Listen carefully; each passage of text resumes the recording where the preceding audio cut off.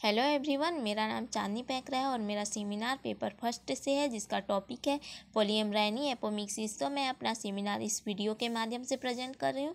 तो इसमें सबसे पहले चलिए देखते हैं पॉलीएम्ब्रायनी के बारे में। वास्तव में पॉलीएम्ब्रायनी होता क्या है। पॉलीएम्ब्रायनी पौधों में पाया जाता है और एक ही ओव्यूल में एक से ज़्यादा एम्ब्रायो बनते हैं, तो इसे हम पॉलीएम्ब्रायनी कहते हैं। और इनकी खोज लीवनहॉक ने सन 1719 में की थी और यह घटना सबसे पहले संतरे के पौधे में देखा गया था। उसके बाद फिर पॉलीएम्ब्रायनी के टाइप देखते हैं, जिसमें से पहला टाइप है क्लीवेज पॉलीएम्ब्रायनी। इसमें एक ही ज़ैगोट से सभी एम्ब्रायो बनते हैं और एक सीड में एक से अधिक एम्ब्रायो विकसित करने की यह सरलतम विधि होती है। और इसमें युग्मनज के विभाजन से दो अथवा अधिक एम्ब्रायो बनता है। और क्लीवेज पॉलीएम्ब्रायनी में जिम्नोस्पर्म ज़्यादातर देखने को मिलता है और एंजियोस्पर्म बहुत कम ही पाया जाता है। क्लीवेज पॉलीएम्ब्रायनी को इस डायग्राम के माध्यम से भी देख लेते हैं। इसमें देखिए, सबसे पहले ज़ैगोट बना, ज़ैगोट से फिर दो एम्ब्रायो बने। उसके बाद फिर यह विकसित होकर ज़ैगोट से फिर दो अलग अलग एम्ब्रायो का निर्माण हो गया। यहाँ छोटा एम्ब्रायो बना। उसके बाद फिर यह विकसित होकर फिर पूर्ण एम्ब्रायो का निर्माण हो जाता है एक ही ज़ैगोट में। तो इस प्रकार से क्लीवेज पॉलीएम्ब्रायनी का प्रोसेस होता है। ठीक, उसके बाद फिर नेक्स्ट टाइप देखते हैं। दूसरा number, extra embryo develop from other embryo sac in same ovule. इसमें दो अलग अलग एम्ब्रायो सैक होते हैं, उनमें एक सेल से ज़ैगोट से फिर अलग अलग एम्ब्रायो का निर्माण होता है। ऊपर में देखें हम, क्लीवेज पॉलीएम्ब्रायनी में एक ही ज़ैगोट से फिर अलग अलग एम्ब्रायो का निर्माण हो रहा था और इसमें अलग अलग एम्ब्रायो सैक के एक सेल्स होते हैं, उसके ज़ैगोट से फिर अलग अलग एम्ब्रायो का निर्माण हो रहा है। तो इसको हम इस डायग्राम के थ्रू भी देख लेते हैं, समझ लेते हैं। इसमें देखिए ओव्यूल डायग्राम है। इसमें दो एम्ब्रायो सैक बना है, ये ऊपर की ओर एम्ब्रायो सैक और नीचे की ओर एम्ब्रायो सैक बना है। इसमें एक सेल सामान्य रूप से तो होते ही हैं, इनमें एक सेल से फिर ज़ैगोट बनता है, फिर ज़ैगोट से फिर एम्ब्रायो का निर्माण होता है। उसी प्रकार नीचे की ओर भी एक सेल्स पाए जाते हैं, उनमें भी ज़ैगोट होता है, फिर ज़ैगोट से फिर एम्ब्रायो का निर्माण होता है। तो हमें यहाँ दो एम्ब्रायो सैक देखने को मिलता है।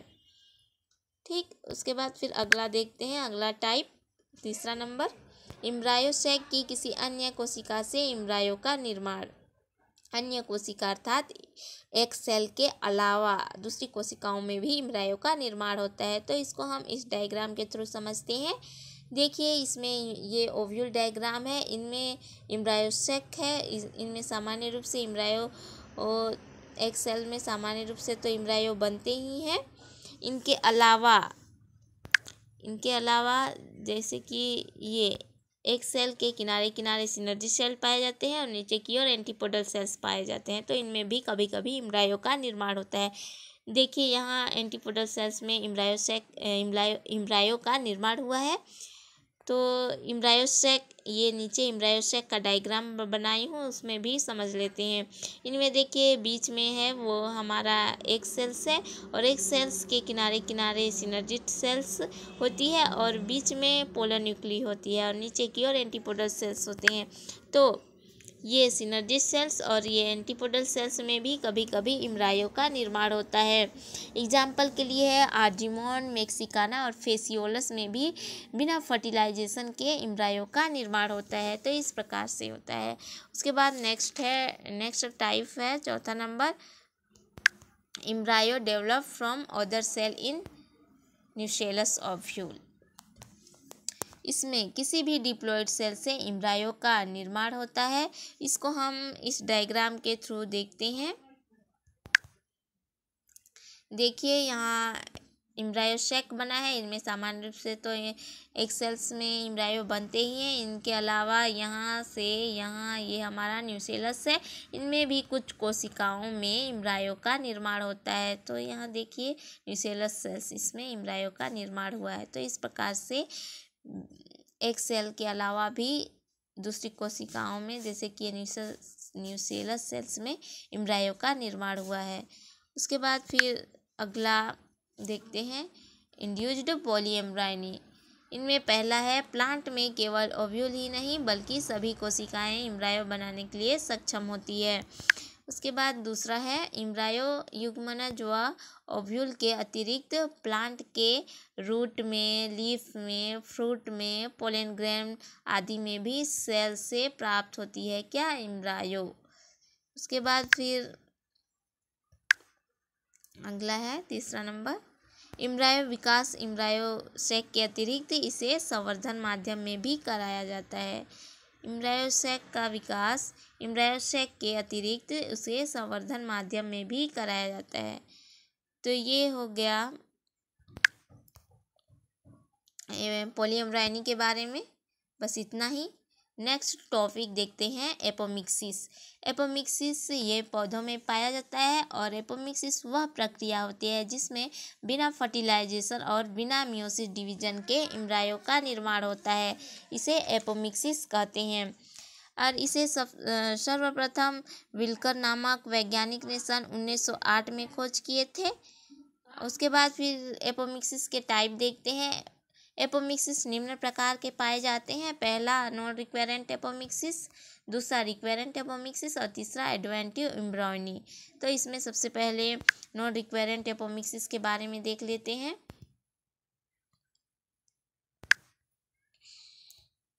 नॉन रिक्वेरेंट एपोमिक्सिस, इस प्रकार के एपोमिक्सिस में मेगास्पोर मदर सेल से सामान्य रूप से मियोसिस डिवीजन होते हैं, अर्थात इम्ब्रायो सेक बनता है। इनमें सामान्य रूप से मियोसिस डिवीजन होते हैं और मेगास्पोर हैप्लॉइड्स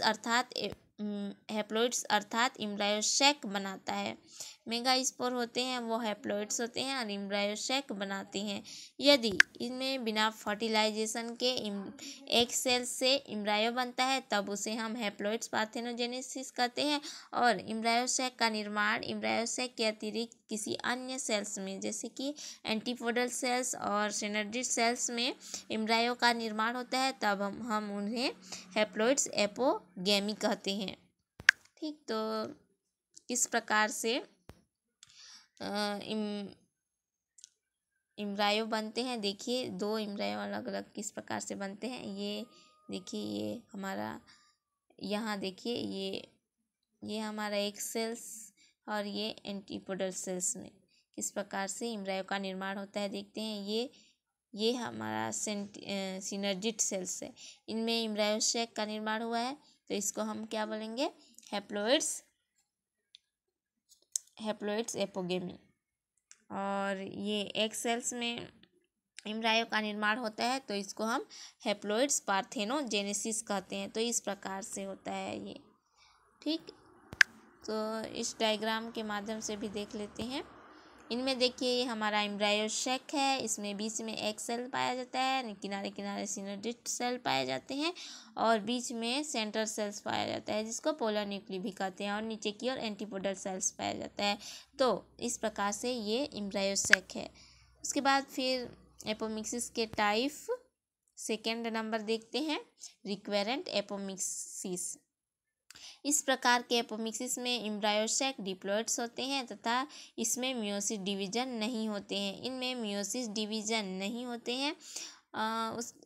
उसके बाद फिर रिक्वेरेंट एपोमिक्सिस में ही पहला देखते हैं, जनरेटिव एपोस्पोरी। इसमें डिप्लॉइड्स इम्ब्रायो बनते हैं जिनका निर्माण एर्कियोस्पोरियम की डिप्लॉइड सेल से होता है, इसको हम जनरेटिव एपोस्पोरी कहते हैं। और इसमें सेकेंड नंबर है, इसी में सेकेंड देखते हैं, सोमैटिक एपोस्पोरी। इसमें ओव्यूल के न्यूसेलस या इंटीगमेंट की कोशिकाओं से डिप्लॉइड्स इम्ब्रायो सेक बनता है, जिसमें सभी कोशिकाएं डिप्लॉइड्स होती है। डिप्लॉइड्स इम्ब्रायो सेक बनता है और उसमें जो कोशिकाएं होती है वो सभी डिप्लॉइड्स होती है और बिना फर्टिलाइजेशन के ही डिप्लॉइड्स इम्ब्रायो का निर्माण कर लेती है।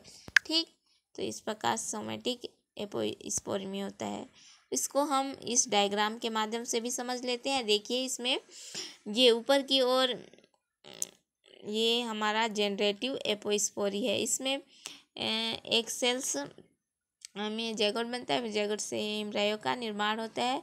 तो ये डिप्लॉइड्स प्रकार की होती है। ये हमारा जनरेटिव एपोस्पोरी हो गया। उसी प्रकार इंट्रीगमेंट्स और ये न्यूसेलस, इंट्रीगमेंट और न्यूसेलस में भी एम्ब्रायो शैक बनता है जो कि डिप्लॉइड्स होते हैं, और इनमें भी एग सेल्स पाया जाता है, उनमें जैगोट बनते हैं, फिर जैगोट से फिर एम्ब्रायो का निर्माण होता है। और ये हमारा डिप्लॉइड सेल्स होती है जो कि न्यूसेलस और इंट्रीगमेंट पर बनती है। तो ये हमारा सोमेटिक एपोस्पोरी हो गया, और ये पूरा डायग्राम हमारा रिक्वेरेंट एपोमिक्सिस दर्शाता है। ठीक, तो इस प्रकार से ये हो गया। उसके बाद फिर नेक्स्ट टाइप है एडवेंटिव एम्ब्रॉयनी। इस प्रकार के सीड के निर्माण में न्यूसेलस की संरचना इंट्रीगमेंट की कुछ कोशिकाओं में विभाजन एवं वृद्धि करके एम्ब्रायो का निर्माण करती है। विभाजन होती है, उसके बाद वृद्धि करके एम्ब्रायो का निर्माण करती है, और इस प्रकार के उत्पन्न एम्ब्रायो में सभी कोशिकाएं डिप्लॉइड्स होती है। इस प्रकार की से जो उत्पन्न एम्ब्रायो होते हैं वह डिप्लॉइड्स प्रकार की होती है। एग्जाम्पल के लिए नींबू और आम के पौधों में देखा गया है। ठीक, तो इस प्रकार से एपोमिक्सिस के बारे में बस इतना ही। तो मेरा सेमिनार टॉपिक यहीं तक समाप्त होता है। Thank you.